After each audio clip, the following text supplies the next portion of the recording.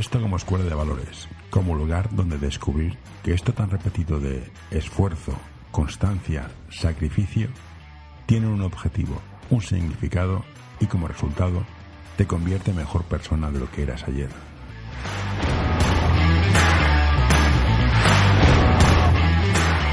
Hacia alrededor, pero no están llevando a cabo el proceso de aportar soluciones, ni sobre todo el precio de esas soluciones, de pagarlo. Yo creo que es el gran problema que tiene. Sí, yo aquí vamos a mezclar cosas. Yo soy padre de niños de mellizos, niño y niña, y una de las cosas que me fascina es que ellos tienen muchos sueños. Yo sueño tal, yo sé qué, y entonces les dices, la típica frase de padre abuelo, es que tienes sueños pero no tienes objetivos. Y sin objetivos no sabes dónde vas. Pero cuando tienes objetivos, no tienes tareas diarias para hacer para que te lleve. Y encima no tienes la constancia para hacerlas cada día. Y mágicamente no van a aparecer las cosas tardan en aparecer.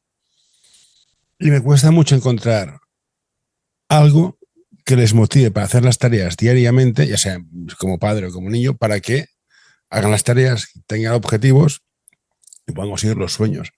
Esto, ya como profesor o como entrenador, me da igual. ¿Cómo lo traduces? ¿Cómo consigues llevarlos a algún sitio? Ellos les cuesta mucho entender que es más importante el camino que el destino. Eso es una cosa que está clara. Es decir, tú tienes que tener un destino, un objetivo, como decías, pero hay una serie de pasos anteriores que hay que disfrutarlos y que son mucho más importantes. Aquí todo el mundo, bueno, por decir algo, ¿no? A lo mejor todas nuestras jugadoras de cantera aspiran a jugar en nuestro equipo de Liga Femenina 2 o a ir más arriba, como ha ocurrido con Alicia Flórez en nuestro caso, ¿no? A irse a Valencia Basket, jugar Euroliga. Podrían ser objetivos, ¿no? De estos sueños, como estabas diciendo.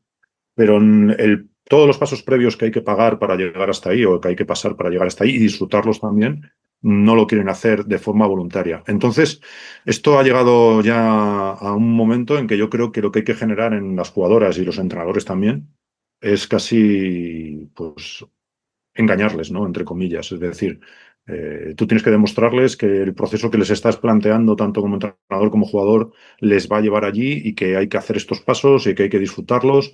Y es muy complicado, ¿no? Porque hay muchas veces que rabias, ¿no? Te das cuenta de que no lo siguen, de que no lo hacen, al final lo acabas teniendo que hacer tú, etcétera, etcétera. Pero hay veces, no te digo, no sé el porcentaje, 1 de cada 10, 1 de cada 15, que sí que compran esto también como lo compramos a lo mejor nosotros, ¿no? Y eso pues te hace ver que sí que hay posibilidad. Y luego hay otra cosa que también es cierto, no son tan malos ni son tan buenos, es decir, como ellos creen, ni son tan malos como muchas veces a lo mejor nosotros desde nuestra perspectiva de edad lo vemos. Tienen cosas muy buenas, pero que son las que tenemos que intentar aprovechar, ¿no?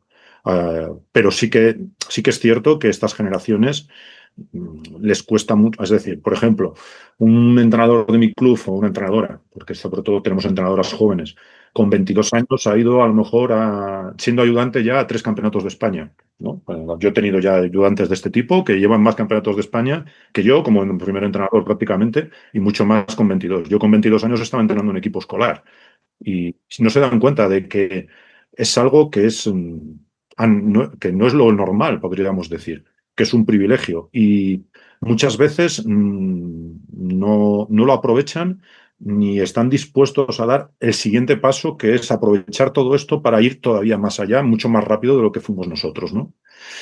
¿Por qué? Pues porque quizás tienen todo de una forma más sencilla. No hablo de baloncesto, hablo de todo en general. Viajan más, han visto muchas más cosas. Ellos ir a la universidad les parece algo totalmente normal. Para nosotros, yo fui el primero de mi familia en llegar a la universidad. Por lo tanto, era un triunfo, ¿no? de las clases medias bajas del país antes. Es decir, realmente adquieren todo muy fácil. Entonces, hay que poner retos continuados y usar palo y zanahoria continuadamente con los entrenadores jóvenes y con las jugadoras también. Eso sí, también te digo una cosa, cuando ven que generalmente tú estás implicado y les ofreces cosas, sí que están dispuestos a seguir este trabajo. Les cuesta mucho lo que es extra fuera de la cancha. Eso es muy difícil que lo hagan. Pero en cancha por lo menos te siguen. Soy muy fan de la ley de Pareto, que el 20% es en cancha, pero el 80% es fuera. Pero bueno, en todo caso, sigamos un poco tu trayectoria. Has entrenado de todo, con lo cual empezaremos de pequeñitos a Liga 1, luego Liga 2. Yo creo que los entrenadores son como maestros o como tutores y tengo un extraordinario respeto por los maestros. Es una profesión que cobran poco y deberían tener mayor consideración. Luego podemos discutir si lo hacen bien, lo hacen mal, o hay gente que está ahí porque se trabaja poco. Me da igual. Pero con esta idea de maestro, cuando eres entrenador de niños pequeños, eres también como un maestro para ellos. ¿Qué les dirías a los chicos que se sacan el título a los 16, 17 y les ponen el típico premini para entrenar? ¿Qué les dirías más allá de esto no va solo de táctica o técnica? Eres un referente para ellos. Yo creo que lo primero, la táctica ahí no existe. Bueno, la táctica individual, si lo quieres llamar, sí, ¿no? Lógicamente, porque van a tener que tener juegos o tareas que superen a adversarios, lógicamente. Pero yo cuando entrenaba ahí, la verdad es que nos pasábamos todo el tiempo intentando hacer tareas para conseguir y adquirir habilidades técnicas, ¿no? Y es lo único que yo quería. Yo te voy a ser sincero, a mí los juegos no me gustan mucho, incluso en estas categorías. Sí que hacíamos alguna vez alguno, ¿no? De típico, ¿no? Para calentar o algún día en especial. Pero yo lo que creo que le diría y le digo a mis entrenadores jóvenes es que tienen que estar la mayor parte del tiempo posible de lo que es tiempo útil de entrenamiento tocando un balón. Es decir, yo creo que es básico. Y con tareas que vayan poco a poco adquiriendo habilidades que no sean imposibles de realizar. Muchas veces, pues tú esas tareas las tienes que hacer con ellos, lógicamente. Yo me acuerdo, pues eso, de tirarme al suelo con ellos, botar, no sé qué, cualquier cosa de este tipo, en Benjamín fundamentalmente, en lo que es Premini en otros sitios de España. Luego ya en categoría Levin, en categoría minibásquet, lógicamente la complejidad aumenta de los entrenamientos, pero sí que tienes que ser cercano y a la vez exigente, porque como tú has dicho, eres un modelo para ellos, ¿no? Y muchas veces eres como una parte más de su familia, ¿no? Podríamos decir. Entonces, bueno, y tienes que llegar allí no para demostrar lo que sabes, sino para hacer que ellos aprendan, que es totalmente distinto. No, y nada de discursos, nada de hablar mucho, nada. Tú eres una parte más del entrenamiento, no eres la parte más importante del entrenamiento. La parte más importante son ellos y que estén en contacto con el balón el mayor tiempo posible, fundamentalmente. Tú eres de los viejales como yo soy muy viejales, ¿eh? Que hay fundamentos innegociables que los vas a saber hacer sí o sí y no voy a entretenerte para que los aprendas, sino vas a saber hacer este gesto y lo voy a repetir hasta que me canse. Luego ya veremos. Yo voy un poco en contra de lo que se está poniendo de moda últimamente. Yo creo que el fundamento básico es el bote, porque el bote te da dominio del móvil del juego, hace que el balón sea una parte más, no algo que te molesta cuando estás jugando a baloncesto, y a partir del bote tú puedes pasar.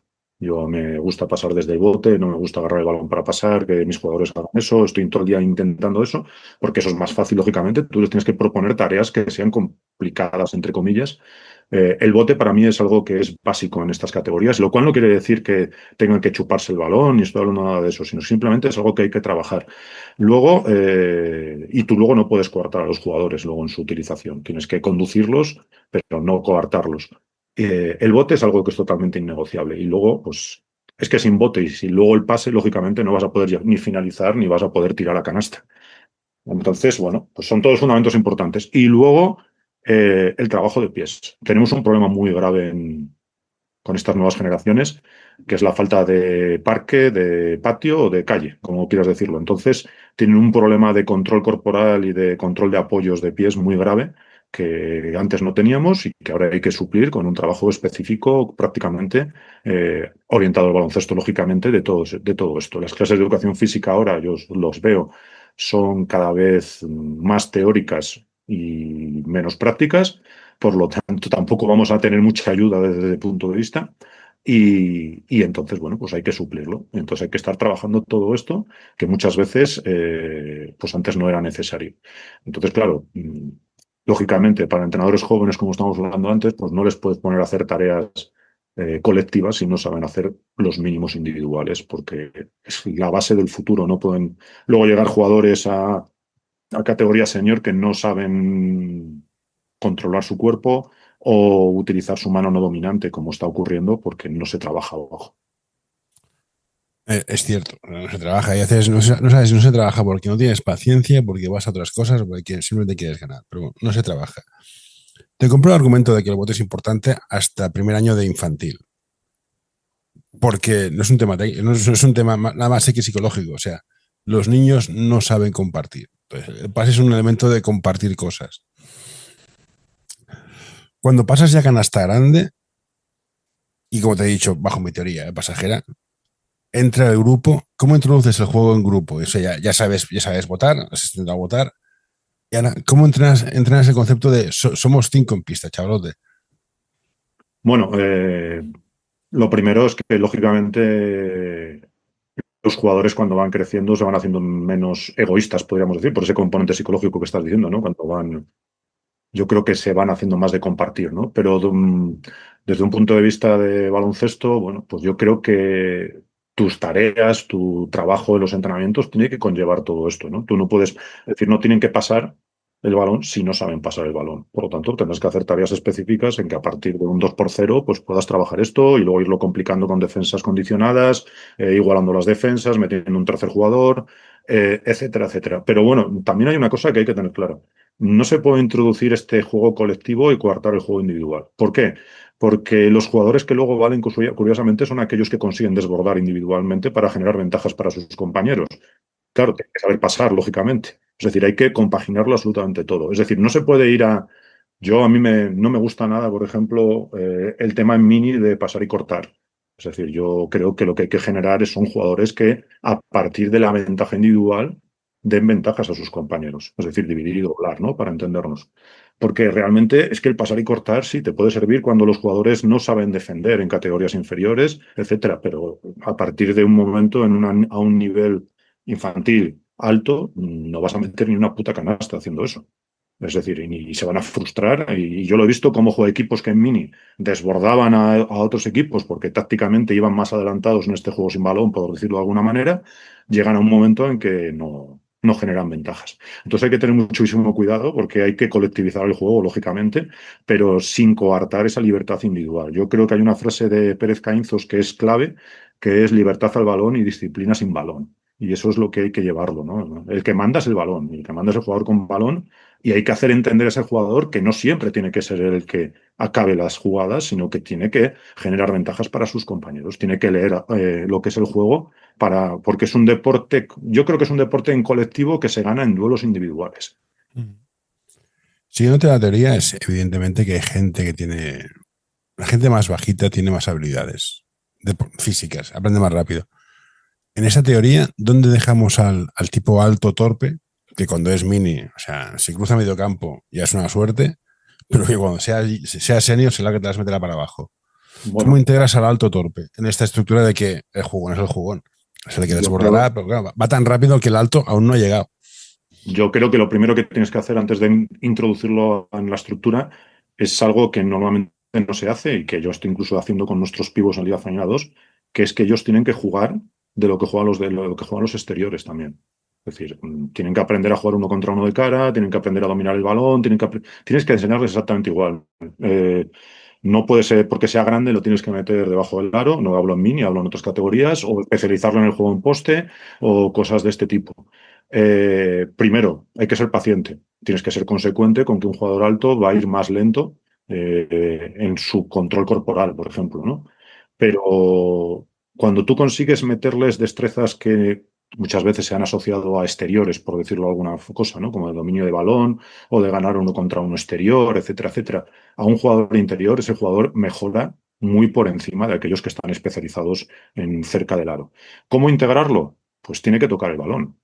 Eso es obvio, lógicamente. Si no toca el balón entrenando o jugando, no va mejor. Por lo tanto, hay que hacerle llegar esos balones pues, en una o bien te la juegas una estructura 5-0, ¿no? En que juegue también de exterior, o bien vas a una estructura 4-1 que en mini no sea tan clara, pero más arriba la puedes utilizar, en la cual ese jugador está entrando y saliendo, ¿no? Aparte de que el resto también deberían saber jugar en esas Sí, posiciones, ¿no? eso que estaba pensando. Yo jugaba de pivot y pivots cada vez No, yo te los lo pies digo. cuestan. Nosotros cuando entrenamos en Liga 2 el bloqueo directo, todas las jugadoras hacen de manejadores y todas las jugadoras hacen de bloqueadores, para que te hagas una idea. Entonces, Luego ya la estructura de partido, lo que sea, pues lógicamente no va a ocurrir o ya empieza a ocurrir. Hay jugadoras interiores a las cuales les enseñas a jugar bloqueos que pueden jugarte un bloqueo entre 5 y 4 y generar unas ventajas porque las jugadoras que defienden esas situaciones no saben defenderlas, lógicamente, porque están muy especializadas. Entonces yo creo, en ese sentido, que el grande, lo que hay que hacerlo no es quejarse de que sea grande y torpe, sino dotarlo de las herramientas para poderlo integrar en el juego colectivo. Entonces, una vez dejamos ya que el primer año, segundo año canasta grande, ¿cómo ves tú empezar a especializar a la gente? ¿Tú eres el alto, vas adentro o todo el mundo juega de todo y ya en senior veremos? Es que tú mismo lo acabas de decir, ¿no? Ahora mismo el juego del baloncesto se ha ido a algo que prácticamente todo el mundo juega de todo el mundo. Voy a decir una cosa distinta, ¿no? El 2, el 3 y el 4 los puede hacer cualquiera, prácticamente de los jugadores que llegan a esas categorías. Yo los últimos años que jugamos que llevé el Junior y que fuimos 2 veces cuartos de España, teníamos un equipo tan bajo, para que te hagas una idea, que el primer año que fuimos cuartos, nuestro ala pivot es escolta ahora mismo en Liga Femenina 2. Entonces, lógicamente, todo el mundo jugaba de todo. Es decir, cualquier jugador podía sacar el balón en bote, cualquier jugador podía jugar el bloqueo directo de manejador, cualquier jugador tiraba de tres, y yo creo que el baloncesto va ahí, ¿no? Luego, cuando llegas arriba del todo, quizás sí que se va más a un 4-1, ¿no? Porque hay jugadores muy grandes que no puedes hacer jugar tanto de cara, ¿no? Y porque la estructura quizás es más adecuada para una categoría senior. Pero yo creo que en junior, yo no. Sí que en el partido a lo mejor tienes que tener unas jugadoras que manejen más el balón. Yo creo que el 1 y el 5 siguen siendo puestos más específicos, ¿no? Y van un poco. El 1 sobre todo es muy importante porque es una conexión con el entrenador, ¿no? Directa, prácticamente, y de generador de juego. Y el 5, bueno, pues si tienes la suerte que nosotros aquí en León no tenemos de tener una jugadora grande, pues lógicamente la tienes que utilizar, ¿no? Y la tienes que, pero siempre sabiendo que cuando que una jugadora grande a lo mejor en cadete mide 1,80 y a lo mejor llega a senior y sigue midiendo 1,80 y va a tener que jugar de Ale. Entonces siempre teniendo eso, siempre hay que tener en cuenta todas esas cosas. No, el tema de los pivots es un drama en todas las categorías. O sea, nosotros también nos faltan pivots, pero bueno, tampoco hay tantos, hay lo que hay. Bueno, estamos en cadete, llegamos a junior, último año de junior. ¿Cómo nos preparamos para dar el salto arriba? Bueno, lo primero es que hay que tener una estructura más o menos abajo de lo que tienen que ir trabajando y yo creo que es muy importante algo que se tardó a hacer en el club porque los entrenadores a lo mejor que llevaban el primer equipo no pensaban de la misma manera que teníamos en la cantera, ¿no?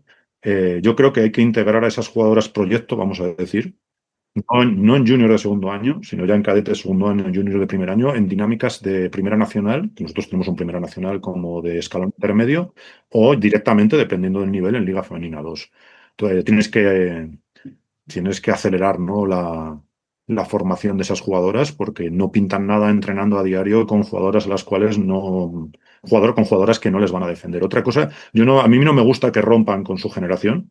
Creo que tienen que seguir ligadas, jugando y entrenando alguna vez a la semana, pero cada jugadora hay que darle un nivel. Entonces, si tú tienes una jugadora que tiene un nivel muy alto, la tienes que meter en dinámica senior cuanto antes para que vaya aprendiendo lo que necesita y que se dé cuenta de que va a tener que utilizar la mano izquierda, que va a tener que jugar el bloqueo directo, que va a tener que defender, sobre todo, que esa es la clave. Que van a tener la mejora va a ser mucho más alta, lógicamente, si está en el equipo de Liga 2 defendiendo a una internacional de Uruguay que si está jugando pues con el junior de primer año o con las juniors de primer año con las cadetes. Otro tema que me preocupa es la cantidad de chicas que dejan el básquet entre cadete, junior.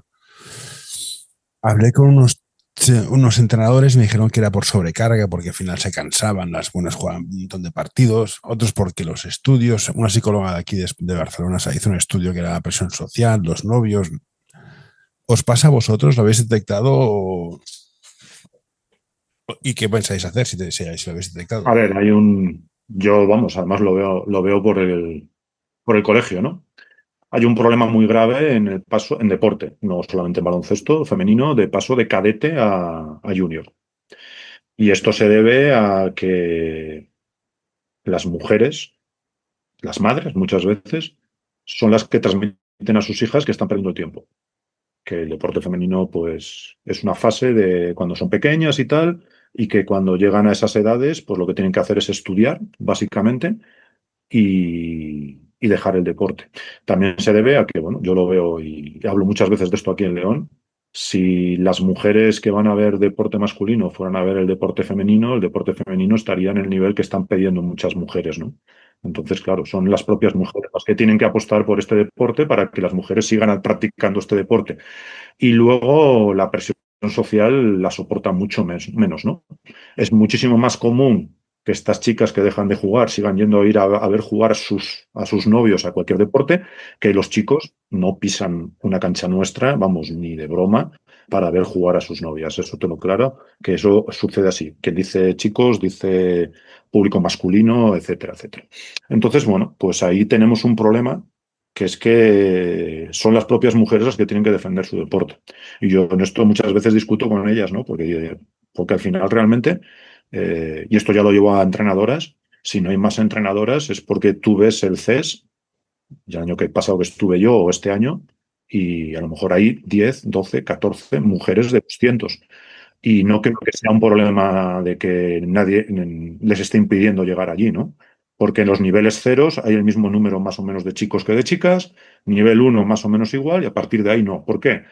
Pues no creo que ya sea por un componente de que se les presiona para que dejen de entrenar, sino porque quizás el precio que hay que pagar por esto, y aquí a lo mejor me estoy metiendo en un berenjenal, estamos más dispuestos a pagarlo, o yo veo que están más dispuestos a pagarlo los entrenadores varones que los entrenadores mujeres.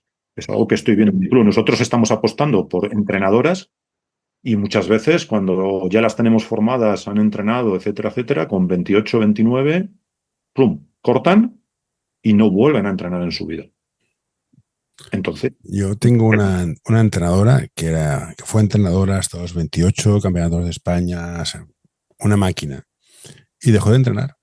Y ostras, yo digo, hostia, ¿qué quieres llevar? Yo mato a alguien y ya es un equipo, no. Priorizan otras cosas.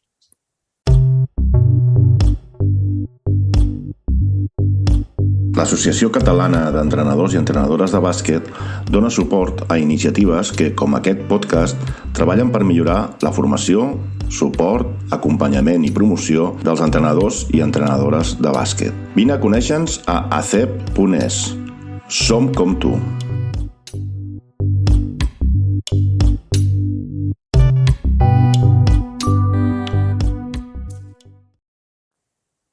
Y aquí... Sí, no, y no trabajo, no estoy hablando de trabajo. No es trabajo, priorizan otras cosas. Tienen un hijo o yo que sé, prefieren, yo que sé, otras cosas. Y lo que dices tú es cierto. Ves a las con chicas, no, es que yo voy al partido de los chicos y hay mucha gente y cuando jugamos nosotros no hay nadie. Ya, pero de tus equipos de chicas que entrenas, ¿cuántas te vienen? No, van a los seniors. Van a los chicos. Pues, tío, si vosotras no vais, yo soy de marketing, soy mala persona, voy a ir al infierno. Yo pago en función del público. Tú me traes 1 millón de personas, te pago en función de 1 millón de personas. Me traes 100.000, te pago en función de 100.000. No hay más. Ahí están los presupuestos. Sí, eso es evidente. Nosotros hemos tenido la suerte de que estamos cambiando esa tendencia respecto a nuestra cantera. Nuestra cantera está yendo a ver el primer equipo. De hecho, quizás el mayor éxito que tuvimos el año pasado fue meter 1.700 personas en un equipo, en un partido de Liga Femenina 2, en el último partido de Liga, en el Palacio de los Deportes, que yo no lo había visto ni cuando jugábamos en Liga Femenina 1 en Europa, en los años 2000. Y yo creo que es el mayor éxito ver pues muchas niñas, muchas adolescentes de nuestra cantera y no de nuestra cantera viendo el equipo, ¿no? Yo creo que eso aquí se está revertiendo. ¿Qué es lo que ocurre? Que es algo tremendamente lento y que se puede perder en cualquier momento. Sí, una cosa más fue y te vas afuera. Es A mí decir, me da mucha envidia. Lo hacen muy bien en Zaragoza. Sí, sí. Lo están haciendo muy bien. Sí, porque allí están ganando al masculino, de hecho. Y claro, eso es. Yo sé que el deporte masculino tiene su grupo de 1.500, 2.000, dependiendo de qué baloncesto balonmano sea aquí en León, que no se va a mover. Y nosotros tenemos un grupo de 300 que sabemos que tampoco se va a mover, ¿no? Pero es que esa es la diferencia. Entre 300 y 1.500 hay que ganar esa diferencia como sea. Tienes que intentar hacerlo más atractivo, pero también hay un componente de que son las propias mujeres las que tienen que ir a ver deporte femenino. Yo eso estoy totalmente convencido. Y eso hará que haya más entrenadoras, que haya más jugadoras y que haya más visibilización social y, como estabas diciendo, que se pueda pagar más por jugar y por entrenar, lógicamente, en baloncesto femenino. ¿Cómo es la Liga 2? A nivel que la gente no lo entienda. ¿Es es muy potente, hay muchas diferencias entre clubs, los presupuestos mandan, la cantera manda. Porque, creo, es una categoría que debe ser como tercera C, que sí, pero no, pero ya veremos. Entonces, a Bueno, nivel financiero, ¿eh? la equivalencia es segunda FED, en teoría. No tiene absolutamente nada que ver con la Liga 2 que yo vi en su creación en el año 2004, que nosotros debutamos en esa liga con el anterior club aquí de León, con San José. Nosotros ascendimos de Primera Nacional en 2021 y yo esperaba ver una liga, es que es contradictoria, ¿no? Una liga más profesional, que no lo es. Como está diciendo, hay equipos, hay muchísimas diferencias entre los equipos. Hay equipos que son prácticamente de Nacional, otros equipos que quieren ascender a Liga Challenge, pero sobre todo a mí lo que me llamó la atención es ver que no es una liga donde jueguen jugadoras jóvenes, y no es solamente porque se marchan a Estados Unidos, porque hay jugadoras jóvenes para jugar en la liga, y sobre todo que se jugaba un baloncesto, no sé cómo decirlo, muy lento. O sea, como a muy bajo ritmo, como un baloncesto muy de jugadoras veteranas. Entonces, si tú tienes una competición que en teoría debería ser un escalón para que esas jugadoras jóvenes puedan llegar a Liga Challenge o a Liga 1, se juega a este ritmo, se juega con jugadoras veteranas, las jóvenes apenas tienen minutos. No sé cuál es la función de esta liga. Es muy parecido a lo que pasa en tercera FEF, en la Liga EVA. Es decir, tú ves equipos. Entonces, lógicamente, pues la Liga 2 que yo estoy viendo es una liga que cuando nosotros ascendimos, ascendimos y jugamos prácticamente, si no recuerdo mal, con el mismo equipo ese año en Liga 2. Fichamos a Cesarina Capellán, que llegaba a España con 18 años y no la conocía nadie, ahora está en Unicaja. Y, y resulta que pensamos que íbamos a sufrir y cuando llegó Navidad llevábamos 8 o 9 partidos ganados, si no recuerdo mal, y prácticamente habíamos salvado la categoría jugando pues con un equipo que era de Nacional. Entonces no entendíamos nada, ¿no? Y bueno, pues con el equipo joven que tenemos nosotros en León, hace 2 años nos quedamos a una canasta en la segunda prórroga de ascender a Liga Challenge y este año, pues en una prórroga también nos quedamos fuera de la fase de ascenso. Y estamos compitiendo con un equipo muy joven y sin presupuesto. Es decir, con nosotros León es España vaciada, ¿no? Y tenemos muy poca capacidad económica respecto a otros equipos de la liga que nos consta que están pagando mucho más. Tú, cuando hablas con agentes sabes lo que cobran los demás y pagan los demás equipos. Y sin embargo, bueno, pues estamos compitiendo todos los años por estar arriba y por intentar meternos en la fase de ascenso con este tipo de juego y con este tipo de jugadoras. Es sorprendente, la verdad. Yo pensé que íbamos a encontrar una liga más profesional y más organizada quizás y no es eso lo que nos hemos encontrado. ¿Cómo fichas, tío? ¿Cómo es que tiene para fichar? Pues depende de qué fiches, te monta un pifostio y te cuesta una pasta. Nada, la única manera nosotros, por lo menos en la realidad nuestra, es traer jugadoras desconocidas de fuera que tenemos que intentar seguir ya a estas alturas. Nos ponemos a ver ya las del año siguiente, lógicamente, y que estamos trayendo de República Dominicana o Uruguay, o hemos traído también de la NCA, de gente que no son primeras espadas, lógicamente, y luego gente muy joven que vengan a desarrollarse aquí, porque tenemos un buen escaparate de nuestras jugadoras que aquí se han desarrollado y que están jugando en equipos más arriba. Si no, es imposible. En nuestro caso sería totalmente imposible poder fichar en mercado, tal como están fichando los equipos de Liga Femenina 2. Ya no me quiero imaginar lo que se paga en Liga Femenina Challenge, que bueno, por mis jugadoras que están ahora jugando en Liga Challenge, sé lo que están pagando equipos como Unicaja, ¿no? Nosotros ahí no podemos llegar, ni mucho menos. Entonces, bueno, pues nosotros tenemos la realidad que tenemos y competiremos con lo que tenemos. Lo que tenemos claro es que no vamos a hipotecar económicamente nuestro club para ascender a Liga Challenge. Y ahí cuando nos han ofrecido la plaza, que nos la han ofrecido, la hemos rechazado porque o ascendemos deportivamente o nosotros no vamos a afrontar un ascenso económico en despachos que no. No, es que es lo que me fascina porque mucho básquet femenino, que somos el deporte con más licencias, pero la cantidad de equipos que han renunciado a estar arriba porque no les sale rentable, porque es una ruina. Lanzarse una inversión para colocarte en challenge. Yo creo que la federación tendría que hacer un replanteamiento, ¿no?, de lo de Universo Mujer, y quizás lo que tendría que hacer es apoyar a los clubes femeninos y dejarse de campañas y dejarse de historias. Y si realmente quieren impulsarlo, a lo mejor una manera de hacerlo es reducir a los clubes femeninos el coste de estas competiciones para que podamos invertir ese dinero en entrenadores, o en la base, etcétera, etcétera, y darse cuenta de que ya gastamos muchísimo dinero en los viajes. Nos estamos desplazando por toda la península. Nosotros tenemos que ir 5 veces a Cataluña a jugar. Y los catalanes tienen que venir aquí, lógicamente, también. Si te toca al grupo canario, pues ya te ríes. Si te toca ir a Canarias, como nos tocó a nosotros hace 2 años, el Día de Reyes o en carnavales o el Puente de la Constitución, ya pues tiras el presupuesto de ese año del club, porque pues tendrán que darse cuenta de esas cosas, porque si no es muy complicado en baloncesto femenino conseguirlo. Y nosotros tenemos apoyo relativo, que no nos podemos quejar, de las instituciones locales, y hemos conseguido patrocinadores dentro de lo que es la realidad de León, pero al final vamos siempre muy justos y hay que cuidar hasta el último céntimo que entra en el club para que no se nos hipoteque el futuro. Sí, sí, no. Hay muchos equipos que están muy justos y está viéndose todos los años con el tema de pues ventas de plazas de gente que asciende, cosas de este tipo, tanto a Challenge como a Endesa. Aquel triple cambio que hubo Canarias-Tenerife, bueno, no Tenerife, mejor dicho, con Barça, me parece, si no recuerdo mal, y no sé quién era el otro implicado. Es decir, hay unos bailes que no son normales. Este año, para llenar la segunda FED masculina, tuvieron que hacer ahí equilibrios prácticamente porque renunciaron un montón de equipos. Entonces, tendrán que hacerse un replanteamiento de que esto, a lo mejor económicamente, en un país como España, en determinadas zonas, hay que impulsarlo de otras maneras, ¿no? Hay que hacerlo de otra manera. Ya para ir cerrando, volvemos al tema del entrenador. Tú has llegado a ser entrenador de Liga 2, o sea, a ser la tercera nacional. ¿Qué le dirías a un chaval que quiere ser entrenador, que quiere vivir de esto? Porque en el fondo viven 30. De entrenar, viven 30. Lo primero que tiene que tener claro es que tiene que tener un plan B. Es decir, tiene que tener unos estudios y tiene que tener la posibilidad de tener otro trabajo en su vida.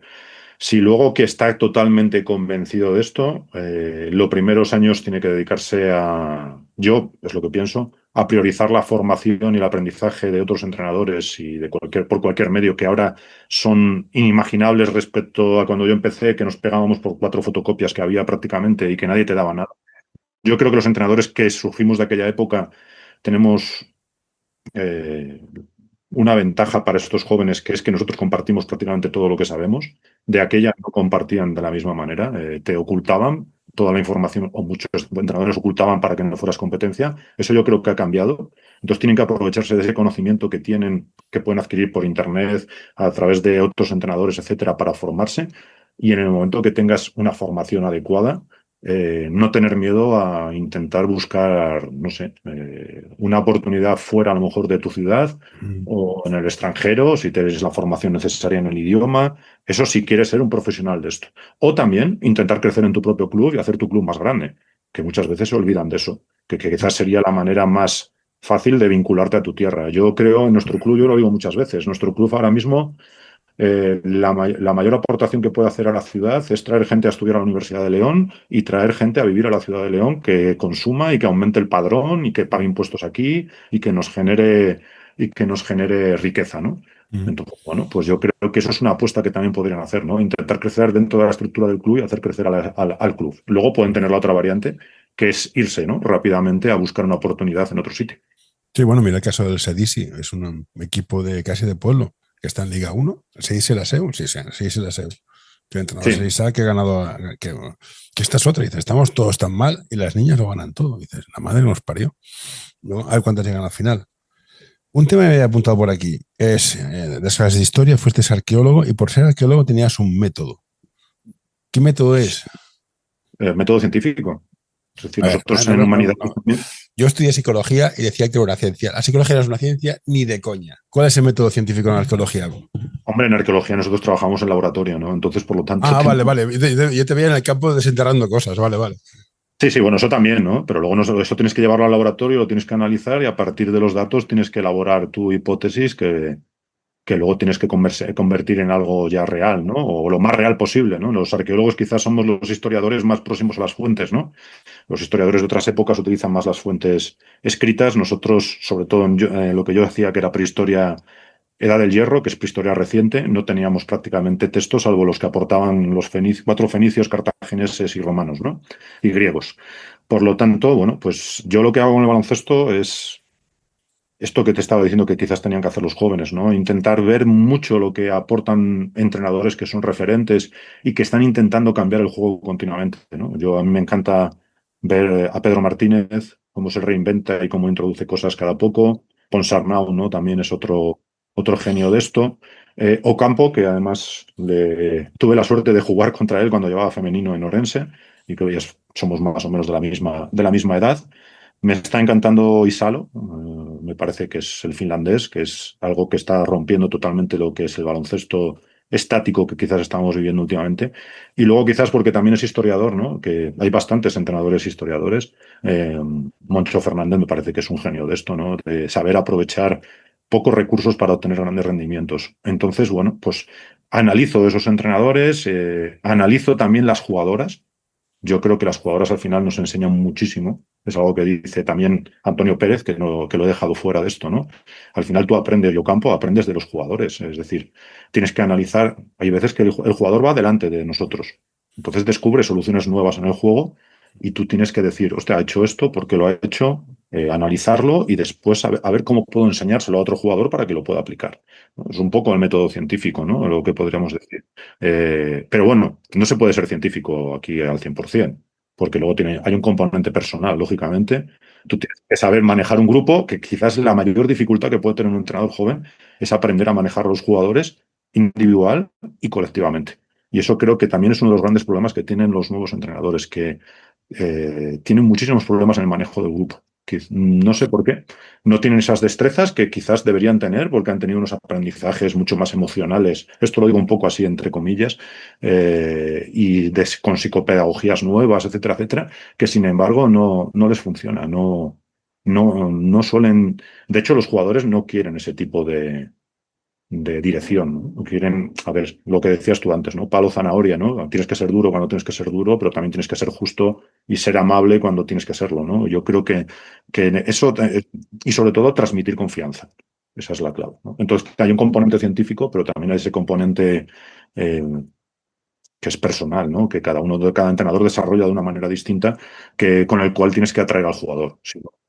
Si no es imposible, sobre todo en baloncesto femenino, si tú no consigues que te compren lo que estás haciendo, es imposible. Tú no vas a convencer a una chica que haga algo por narices, ¿no? Como decíamos antes. Nosotros en nuestra época te decían, sobre todo los chicos, en chicos estoy hablando, y todavía ahora yo creo que también tírate contra la pared y lo único que preguntas es qué pared, ¿no? Y ellas te van a preguntar por qué, cuál es el motivo, etcétera. Y me parece que es lo normal, además. Es decir, tú no puedes hacer las cosas porque sí.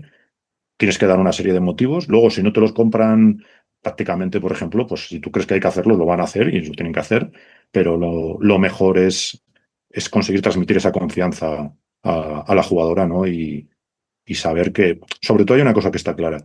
Tú no puedes castigar errores. Tienes que castigar Tiene que castigar el esfuerzo, el no hacer esfuerzos y el patrones repetitivos que siguen repitiendo el error y que no lo quieren corregir. Pero si tú a un jugador le transmites que se puede equivocar y que no pasa absolutamente nada por equivocarse siempre que aprenda a partir de ahí, yo creo que lo tienes ganado porque se da cuenta que va a mejorar. Y si un jugador mejora, el entrenador tiene hecho ya el 80% del trabajo con él. No, estoy totalmente de acuerdo. El tema de la ciencia, el Big Data, análisis de datos, están bien. Eso también, bueno, eso ya lo estamos aplicando ahora en Liga Femenina 2, ¿no? Eso ya, a mí ya me desbordaba, ahora ya lo voy entendiendo y lo estamos aplicando. Si tienes presupuestos, has de tener alguien que te lo haga, porque si no te vuelves loco. Yo hice 3 años de estadística en psicología y puedes torturar los datos hasta un punto que es en plan, no puedo procesar tanta información. Es mejor tener un especialista y diga, dame los 3 tips, porque si no te pierdes en la cantidad de información. ¿No? Yo creo que eso, y es una cosa que a mí me pasa también, y me pasaba también cuando estaba dedicándome a la investigación en historia, cuando estaba haciendo la tesis, es que no puedes ir a la parálisis por análisis. Exactamente. Entonces, tienes que ser capaz de saber que los datos están ahí, que son muy útiles y que hay que estudiarlos y hay que tomarlos en cuenta, pero luego hay un componente que no tiene nada que ver con los datos y que es la intuición, el talento que tengan las jugadoras, la intuición que tienes como entrenador. Después de 30 años tú ya tienes una serie de cosas que sabes que son así porque son así, no tienen que ver con los datos y al final es muy importante la experiencia también, lógicamente. Y el talento. Pero bueno, el talento ya viene de base si lo tienes o no lo tienes. Luego tienes el trabajo para intentar suplir la falta de talento, los que no tenemos a lo mejor ese talento de inicio, ¿no? No, el tema, o sea, sí, bueno, yo alguna vez que hicimos un scouting, no, este tío no tira. Déjale tirar. Nos mató vivos. Entonces, Te voy a decir una cosa. Nosotros no estamos en Challenge porque nos empata en la primera prórroga con un triple una jugadora que tenía un 15% de triple en la liga.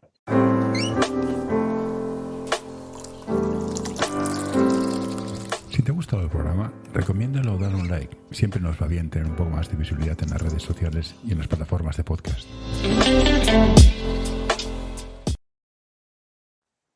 Y tirando con una tía encima a 7,5 metros. Por lo tanto, es baloncesto y esto es lo bonito. Esto no es ajedrez. Yo te diré como estudiante bueno, había tirado 9 antes, los había fallado, este le tocaba meterlo. Exactamente. Es así. No tiene más. En fin, pues creo que hasta aquí hemos llegado. Ha estado divertido, Rafa. Vale, muchas gracias. Que vaya bien en Liga 2, que subáis, que os lo paséis bien y que os divirtáis, que es lo más importante en el fondo. Sí, bueno, hay que divertirse desde el trabajo, exactamente. Perfecto. Pues venga, cuídate. Muy bien, un saludo. Ahora.